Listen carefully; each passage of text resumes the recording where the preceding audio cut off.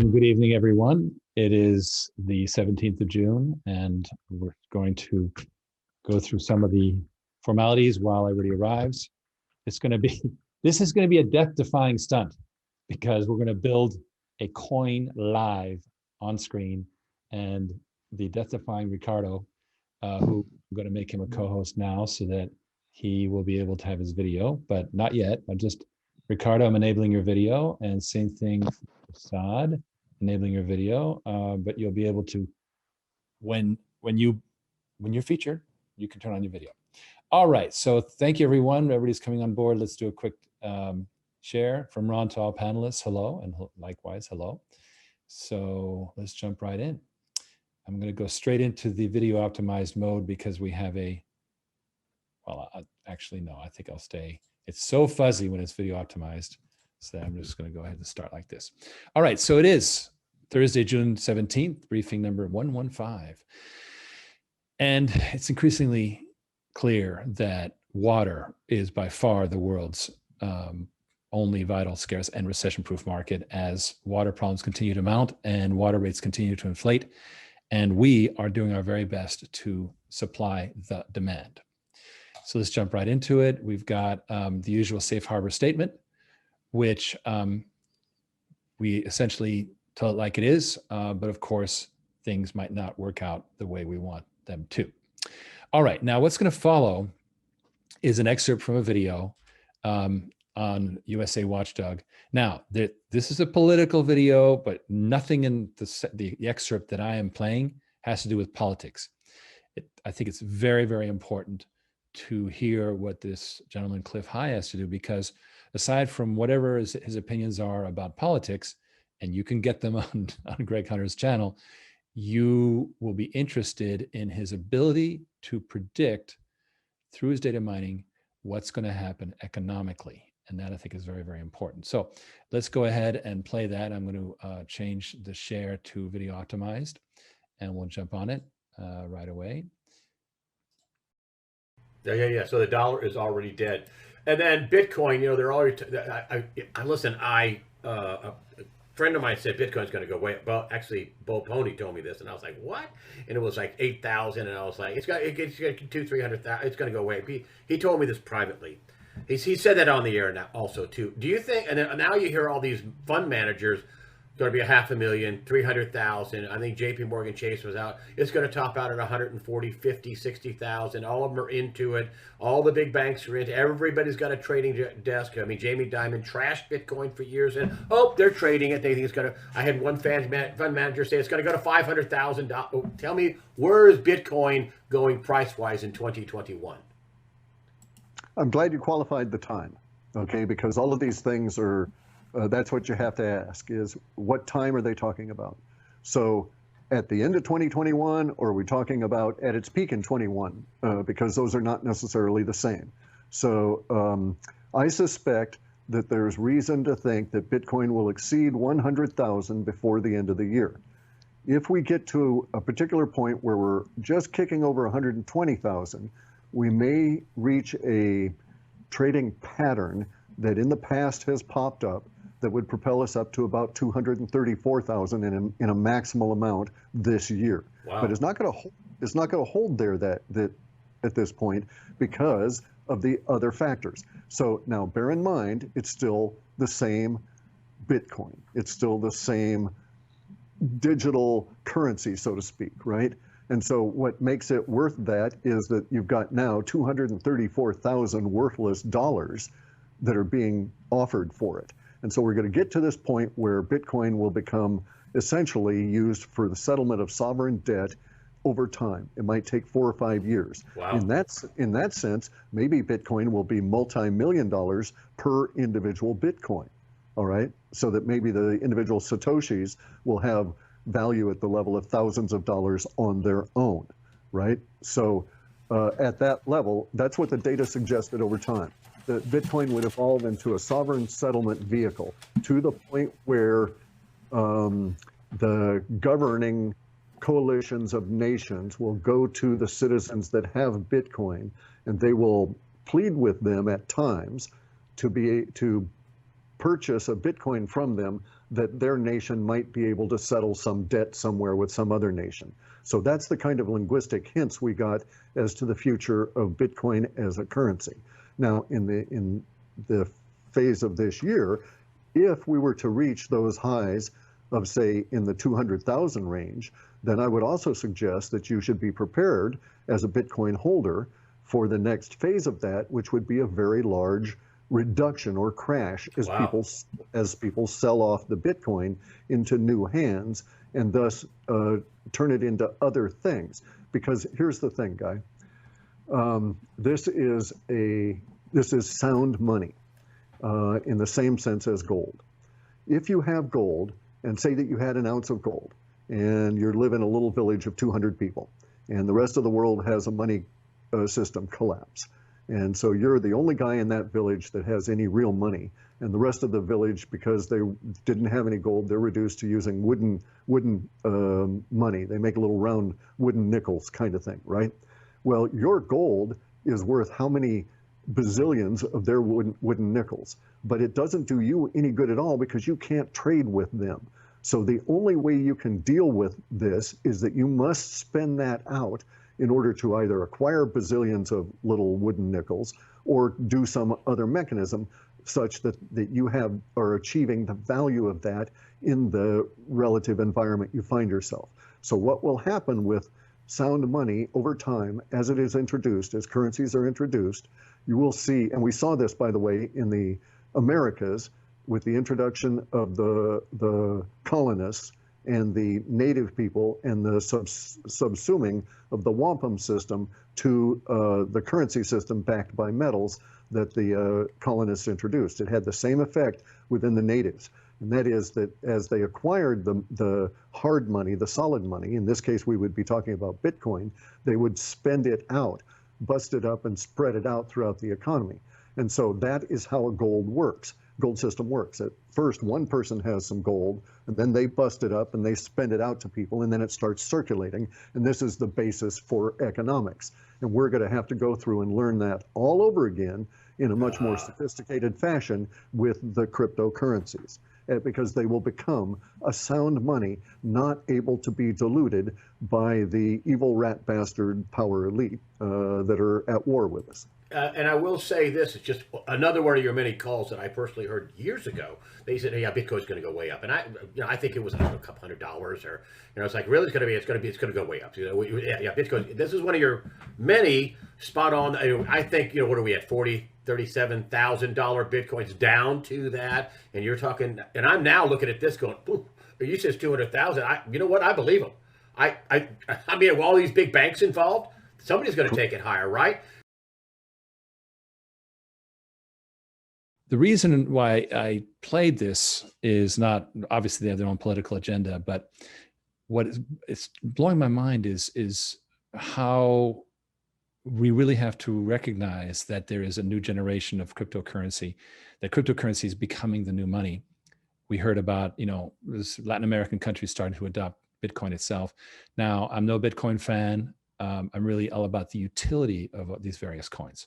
But this is a really big reason why we at with our water on demand, total outsourced water concept are planning a coin, because we literally need to have water being monetized with a coin. That's the truth. Now it's going to take time. And meanwhile, we're going to build the underlying outsourcing. So the coin is in the future. How it is right now is currently we design and build DB, and then we're going to move as we're raising capital, we're going to move to own, and then we're going to go to operate, DBOO. Operate means fully outsourcing. So as water treatment becomes privatized, dirty water treatment, not Nestle, grabbing water from California watershed. We're talking about privatizing wastewater treatment. A brewery can then sign up with us, and we just take care of their water treatment. Okay, now that's what we're building now. That's the business. Down the road, we've got this design of a coin, which we're going to explain further, which is going to help to streamline the payments to the investors in these water systems to the various partners and so forth that we're involved with, and it will create this market. That's very interesting. Now, before I go on, I see there's a couple of comments. Tony B says the average person is trading Satoshis, not Bitcoin. A Satoshi is a fraction of a Bitcoin. It's like a penny to a dollar. It's much smaller than that. But you're right. I mean, Tony, if you want to buy a Bitcoin, it's 37,000 or whatever. Right now, it's I can tell you how much it is exactly. It is 37,986.40 at the moment. How many Bitcoins are you going to trade? But so we're but it's fractions. Here's the important part.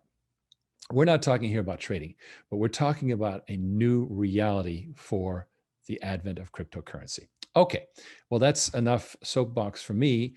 We're going to move to the next phase in the discussion, which is that Origin Clear sees itself as doing more of a and I don't want to start that video again.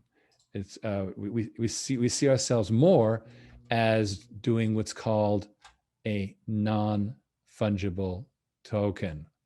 And I wish they had come up with a better word than non-fungible token, NFT. Very simply, fungible means that you can swap it. It's a non-swappable token, which means that because a Bitcoin, one Bitcoin is the same as the next. Bitcoin, whatever. A dollar bill. But NFT is a specific kind of coin which puts a tag on an asset. And here's this very good article in Real Nifty, 8 reasons to add an NFT to your asset. Number 1, of course, it's easy to do. You'll see. Number 2, you can have a market in it. Number 3, you can have royalties, and that's why we're really interested in it, because that's where we put the payment streams. Number 4, you can quote unquote flip them. You just create them once, and you can keep selling, reselling, and then you create value for things that you didn't think had value. Number 6, there's a marketplace, a growing world marketplace. Remember, there was $2 billion in NFT transactions in the first quarter. It's gone down a bit since, but it's becoming very serious. Instant payment, because it's all done with crypto. And finally, the bookkeeping is built in. So these are all great things. And this is a big reason why the world is moving to this kind of digital tracking of assets. All right. So then, we're talking a little bit more about how, why would you do assets? And really it started primarily for digital assets like music and pictures, but it's moving to all real assets, things like intellectual property, patents, various rights, house, car, membership, guitar lesson, etc., a unit of your time, all these things. What we're looking at is creating a time stream of payments for these water systems that are packaged into these NFTs. Okay. Now, finally, what are the biggest benefits? Number 1, you have auctions, which we're not really interested in that. Number 2, secondary market, meaning I sell something to you, but then you can start trading it to others. The listing is very efficient. Also, it opens up all these categories of assets, including the one that we're working on, which is water. And this asset can be created into a marketplace. Another way people can pay you is not just PayPal. And finally, there's a receipt system to your asset. Everything is tracked with the blockchain. Okay, with that, I'm going to ask Ricardo to join us. And Tony, you're right. Each Bitcoin is different on the blockchain, but you can use them interchangeably. If I give you one Bitcoin, I go, no, let me give you a different Bitcoin. I've still given you a Bitcoin. So that's my point about that. You're right that Bitcoins are unique, but not functionally. So Ricardo, are you able to turn on your video? Boom. Yes, I am, Riggs. Here I am. How are you? I'm doing very well, thanks. Thanks for having me. It's very exciting. Well, for everyone who's new to this, Ricardo Garcia is a senior program engineer at a company called Red Hat, which is a big deal. He's also an advisor to the company, and he and I think with full disclosure, he's not a crypto expert. What he is an expert program manager. So he knows how to herd cats. That's his primary job. So we will end up having a tech team, but he is essentially the coordinator. And what he's been doing is he has been making himself a little bit more knowledgeable about NFTs, and he's actually daring to create an NFT on this show. So, I love this.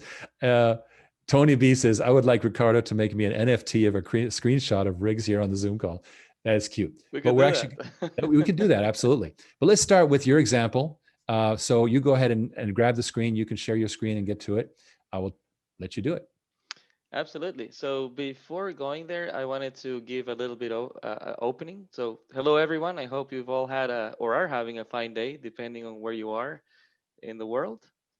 So like Rick said, today we're going to be creating an NFT, which is, like he said, a non-fungible token, which will be representing the H2O coin or token that we have talked about in the past couple of weeks.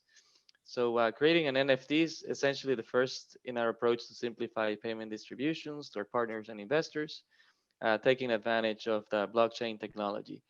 So for today's demonstration, we will create, or also known mint, an NFT in OpenSea, which is a peer-to-peer marketplace for digital items and crypto collectibles.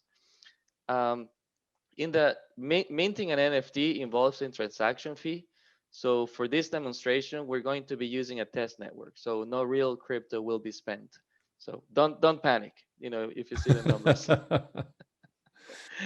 We All want to right. spend your money. Come on. Yeah, well, we You've will. got the We'll credit get to card, that right, part. Ricardo? You got the company credit card. Go for it. Whoa. Whoa. Okay. I wish I had known that earlier. So don't worry, we can take care of that. All right.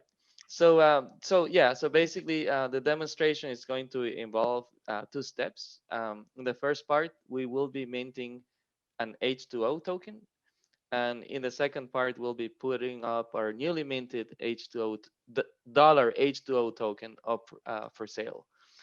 And hopefully, in a future demo, we can explore, the experience of buying this newly minted dollar H2O token. But this is as far as we're willing to take it for today. Everybody with me? Rock and roll. Great. Can you see my screen? Yes. All right. So the first thing that we will do is that we are going to navigate the Origin Clear test collection number 1 in the OpenSea testnet interface.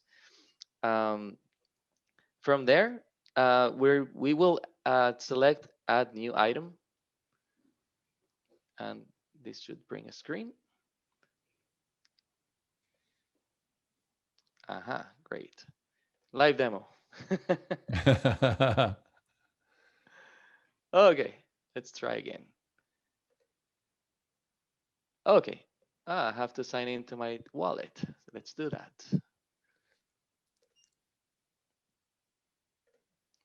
Okay, let me just do this. It was working earlier. Yeah. Well, this is why you have to have fake. All demos need to be fake.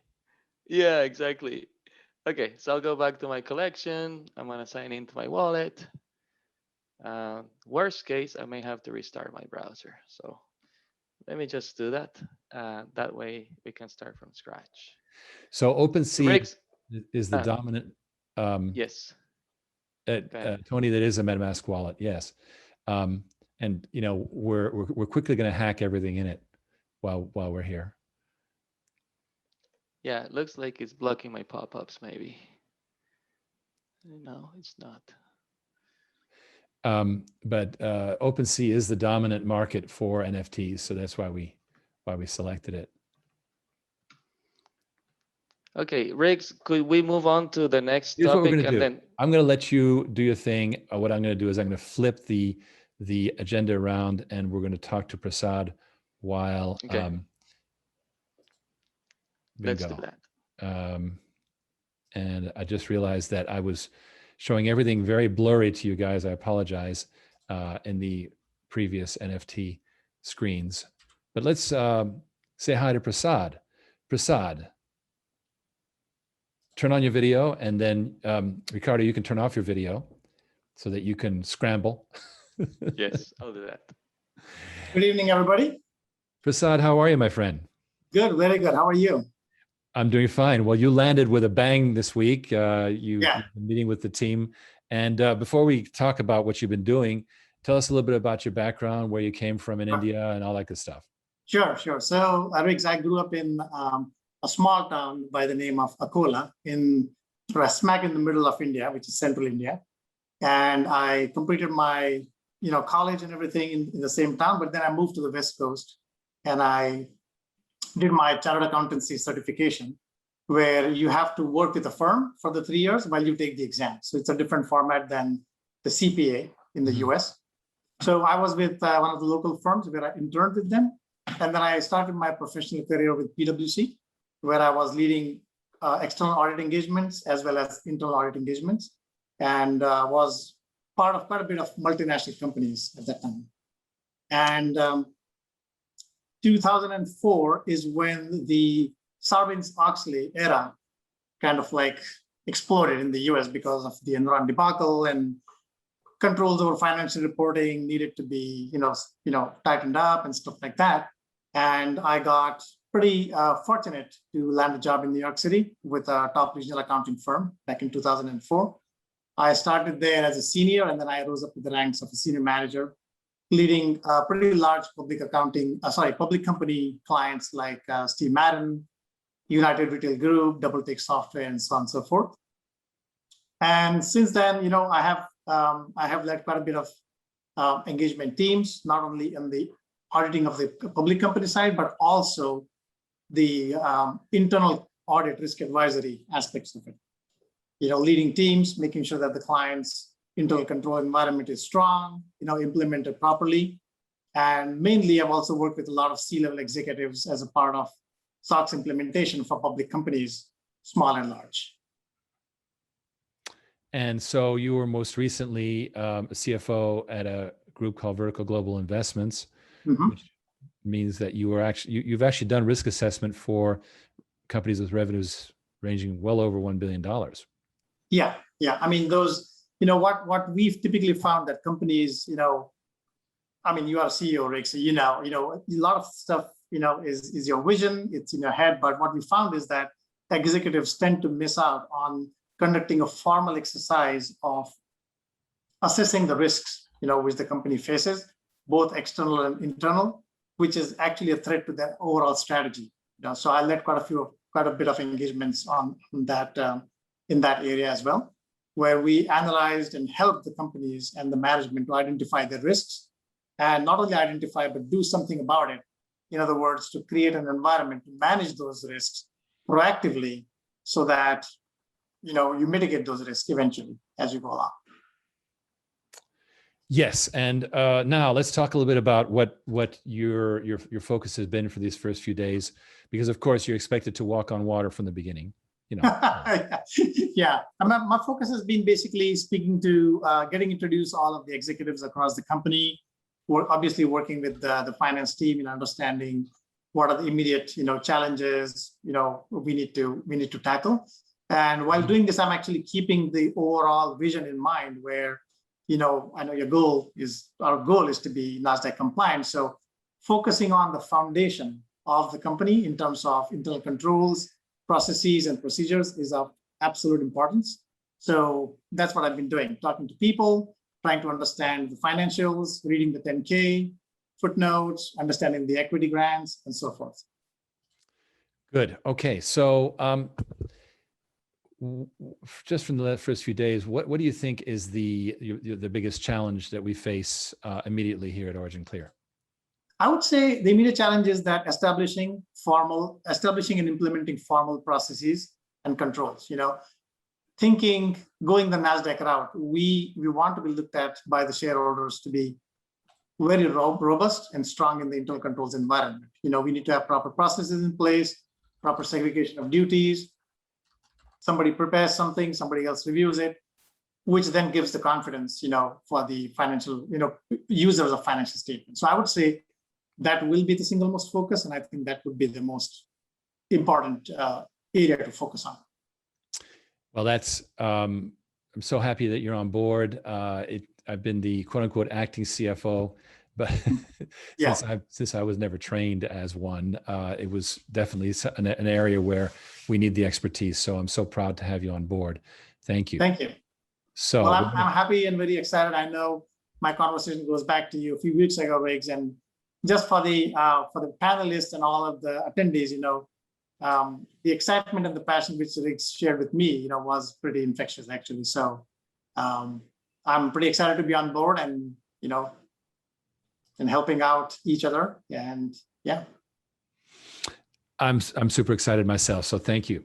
All right. So I'm going to go ahead and let you go, Prasad, and Sure. Ricardo. You can just come on screen when you're ready. Do you feel ready Okay. to do? Are you like jamming? I am ready. I hope OpenSea is ready. Good. Well, then what I'm going to do is I'm going to go ahead and thank you so much to Prasad, and we're so proud to have him. And you can go ahead and share your screen, my friend. Excellent. Okay, let's do that. Okay, 2 times the charm. Great. So this is where I left off at the OpenSea.io website. This is like I said, a peer-to-peer marketplace for crypto assets or digital assets. So here's our collection for Origin Clear. This is a test collection. Okay, so you won't see it in the live or production site, but for the sake of our exercise today, this is just as good. Okay, so once we're there, then the next thing we need to do is click on Add New Item. I preloaded the tab to avoid any surprises. uh, so basically, this is the beginning of the minting process for our H2O token. All right, so the first thing that it asks us is to add essentially the file that represents the digital token.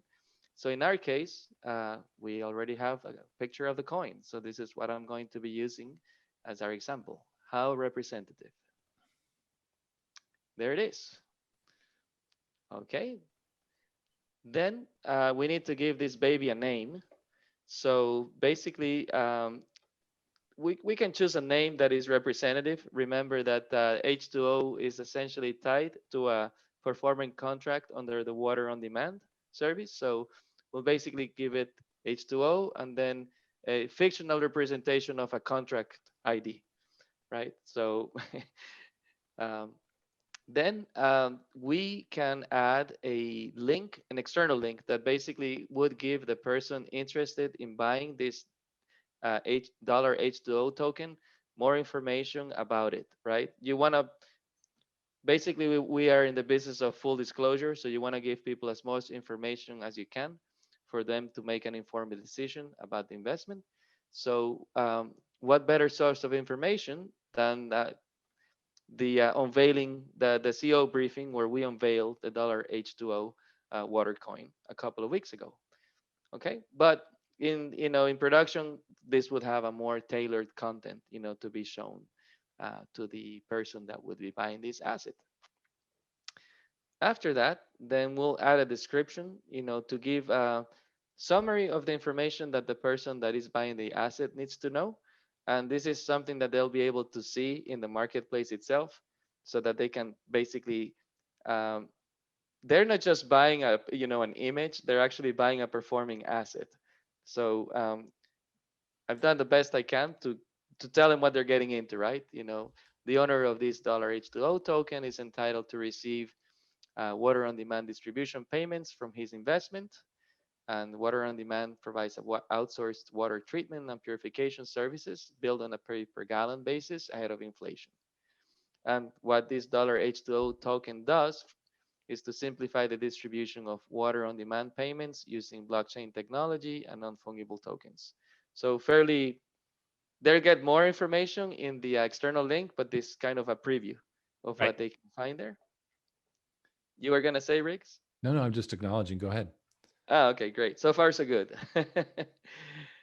All right. Then one very special feature that NFTs have is that the person that owns this asset can have access to exclusive content. So if I click here on explicit and sensitive content, Great. It should allow me to provide a URL where I can basically link to something of interest. In this case, uh, it would be a link, for example, to the contract, or actually to the payment flows. So the Interesting. person, yeah, can see basically what is it that they're getting in return when they purchase, this H2O token. Wow. Very cool. Very cool. So this is from the model that we've built, and you've extracted this payment stream. Correct. Very Exactly. interesting. Now, of course, this is the payment stream for the entire 20 million. So it'd be some slice of it representing that investor's share. Correct. Exactly. Yeah, I mean, I basically wanted to use an example that was representative of something we had shared in the past. 100%. Wow, this is amazing. Okay, good. All right, so let's go ahead and mint the thing. Okay, so then to mint the thing, all we have to do is actually, let's see. That's not working. We just say create. And then after a few seconds, oh, there you go. It's already been created. Fantastic. That means that this exists. It's being registered in a blockchain, and it has a unique ID. So this represents something that is unique. So let's visit it. Right. So then let's check it out. When we click visit, we'll basically see, the information we provided, the image, oh my God, this is so the exciting. description, right? And the nice thing is that now we get to sell it. We created this asset, so we can go ahead and sell it. So Tony B asks, can you mine and or stake NFT tokens like crypto? That's a very good question. Well, actually, NFT is, how can I say, H2O is an NFT, right? So whenever the NFT is registered in a blockchain, whoever is mining for Ethereum and will be registering that transaction will be doing the mining. Correct. So basically, it's what we like about this. Remember that in 2018, we were working on a coin, but we had to create back then an entire coin hierarchy, a whole coin. Well, here we're able to sit on top of, with one of the Ethereum standards, we can sit on top of Ethereum and take advantage of the existing blockchain activities that are going on. We can play. There's actually ways we could play with staking as well. For example, here's some of our early thinking about it. Currently, this $H2O is there only to contain money, which is a future payment stream. Great. But that's only going to be, for now, accredited investors. Well, accredited investors represents only about 1%, less than 1% of the American population. So what we're thinking of doing is having a wider a wider definition of $H2O as a social coin to support the development of water, so people can trade it, and by doing so, maybe they feed some kind of beneficial project with charity water or whatever. And this is still very preliminary, and then which creates a lot of people in $H2O. And then when we start having monetized projects, we drop the actual pay per gallon NFTs in there, and they have monetary value as a sort of a internal class in the larger one. That's what we're thinking. I'm sort of freelancing right now to tell you guys just where we're going with this. Now, BC wants to know, will you create different coins at different rates for different projects? Okay. Or can they be a partner, white label coins? The answer is yes. There's going to be all kinds of interesting things we're doing. The core concept here is that the coin, the $H2O, is like a bond. So you, Ricardo, you invested, $100,000 in a $20 million total capitalization. So you have, 1/200th of the total profits, your share of the total. So you get 25% of the profits. You're getting 25% of the profits on 1/200th of the project. And then we issue you an NFT that represents all of your future earnings, all in one package. So now it's an obligation to pay that. Now you can take that and go, okay, that represents I invested 100,000, maybe my profits will be, I don't know, $100,000. Fine. But I want all the money now. So I'm going to sell it to Ken Berenger for 25,000 or 10,000, right? So creates a market. Tony B wants to know, I'm a little confused. The idea of crypto, 1 second here. We're just, people are commenting at rapid rates. This is very exciting. The idea of crypto, NFT, blockchain, smart contracts, and the like is to be decentralized and unregulated. Why then require or only open it up to accredited investors? Very good question. And here's the answer. If you try to do a registered offering today with the Securities and Exchange Commission, which we want to do, involving a coin, we'll see you next year. We'll see you in 2023. It's very, very delicate. But we can do it with accredited investors. That's the safe ground. And that's why we're starting with accredited investors. Now, it's still decentralized. It's still unregulated. It's just that we have to apply know your customer, KYC, so that we know that the person who gets it is the person who invested, right? They are the investor and they get their coin. So that's as much as I can get into it right now. The plan over time is for the entire world. Some grandmother in Korea is able to put, I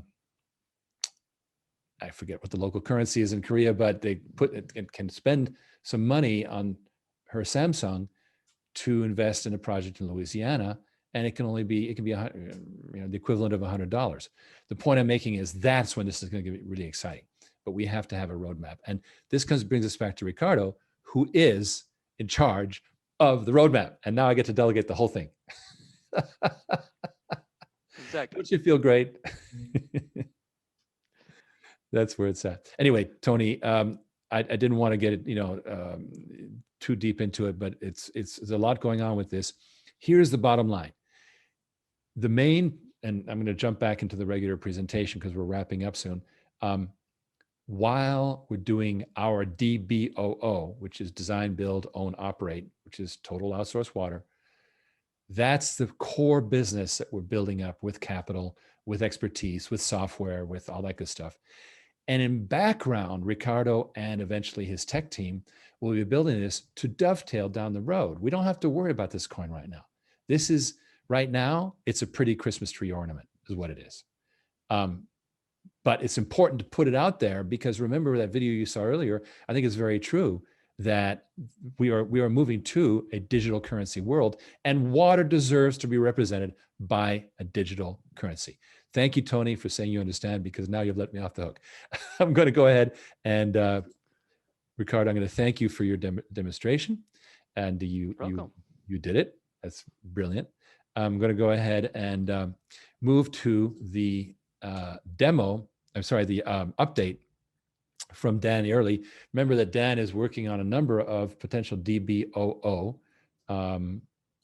projects. He calls them DBO, but that's design, build, operate. But the own part is optional. So this MHP, mobile home park customer in Pennsylvania, is moving along quickly. And so he's saying DBO. Why? Because we haven't told him he's got capital to put into this. So he's going to do design, build, operate, which means outsourced operation. But in this case, the MHP customer will buy it. Full DBOO is when we do the purchasing and the MHP's customer or whoever just pays for by the gallon, just like they pay their bill for water right now. Okay, the craft brewing customer, no change. RV park, no change. Now we have this new DB prospect. We had an ag customer, and that's ongoing. That's happening. We have our campground prospect in the Midwest, making formal for submission June 19th, video conference. We are well within their budget, so that's actually going very, very well. Now we have some new prospects, 2 new engineering consultants being presented to. Both are very interested in our packaged wastewater treatment plant equipment, et cetera, et cetera. They have 4 current RV projects. So RV campgrounds are hot right now. Why? Because they are, by definition, they are disconnected from sewage. They tend to be out in the middle of nowhere. So that's why they like it. Now, DBO will be a turnkey or outsourced solution to reduce costs and expedite delivery. Now, what is a Avera skid and Avera treat? So I thought I would let you know. Avera skid is basically a very powerful containerized system that we design for heavy concentrations of wastewater. So dirty, really dirty stuff. And it's fully, remote monitoring, et cetera. It's a very cool. So the lower image there is 2,500 gallons per day. The upper one is 10,000 gallons per day. It's fully scalable all the way up to the 25,000 gallon per day range over 24 hours. Avera treat is, in this case, is tertiary, which means third stage wastewater treatment plant. And third stage is typically the removal of nitrates. So that's what an Avera treat. Now, Avera treats have other applications, but this is one of them. Okay, so now, bing, bada boom, we just made a big sale. We just sold about a $600,000 package. This is verbal right now. We expect to receive the purchase order next week. And so Dan is very happy to report that this morning. So that is so wonderful. He started to kick it in gear. His engineer, Rob Lidos, is also doing very well with Avera Mod, which is pump stations. You see pictures of these pump stations. And these things are, looks like we're about to sell another one to a national account. And we're actually selling a lot of these pump stations, even though it's not our core business, it's good business. So wonderful things happening with our product lines, with developing, design, build, operate. And then as we get into the funding of these, which is my final few minutes here, I'll jump over to V and come back to you. Secure the Series V. What is that? That is for the people investing in the Water on Demand subsidiary, which gives them it gives them stock, gives them warrant leverage, et cetera, makes them a senior secured creditor. And they also have a security agreement on the equipment that goes out. But here's what's very important. They get 25% of the net profits from these machines being operated out in the field for up to 25 years. And that is what turns into these quote unquote bonds, which are packaged as non-fungible tokens. That's where the rubber meets the road. So that's the secured. So obviously, again, as Tony said, it starts with a very small club, but it will grow wider and wider as regulation permits. Now, going back to Series U, that is for smaller investors. Series V is really for $1 million investors. Series U is for smaller than that, 100,000 range. You could even invest less, but you must be accredited. And it has some excellent terms, which I won't get into here because our outstanding Mr. KB has the full picture and we'll be able to brief you. This is a very exciting time for us. He's nonstop all day. So get on his calendar, oc.gold/Ken. And Ken is going to make sure that he answers all your questions. And with that, I want to thank you for sticking around. We put our neck on the line, and it wasn't my neck; it was Ricardo's. It was fantastic. So thank you, Rick. Victor says, "How can we get this equipment?" We'll make sure you get that. And I want to thank Ricardo for having been brave enough to do this on screen. Now, a future time, we're going to go ahead and tie it into an actual monetary transaction. That's going to be fun. But remember, this is not our core business right now. Our core business is doing what Dan reported on, selling these equipment on an outsourced, meaning turnkey basis. You turn the key and it's yours. That's turnkey. And eventually where we own and operate it as the capital comes in. And I want to thank all the people helping us, especially Ivan Ans of Philanthro Investors, who's doing a marvelous job. Artie Marin, Wendy Rios are all doing wonderful jobs. Okay, and then, wow.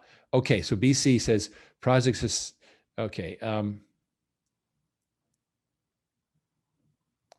Will the original coin's value on first offering be greater or greatest value and with values fluctuate.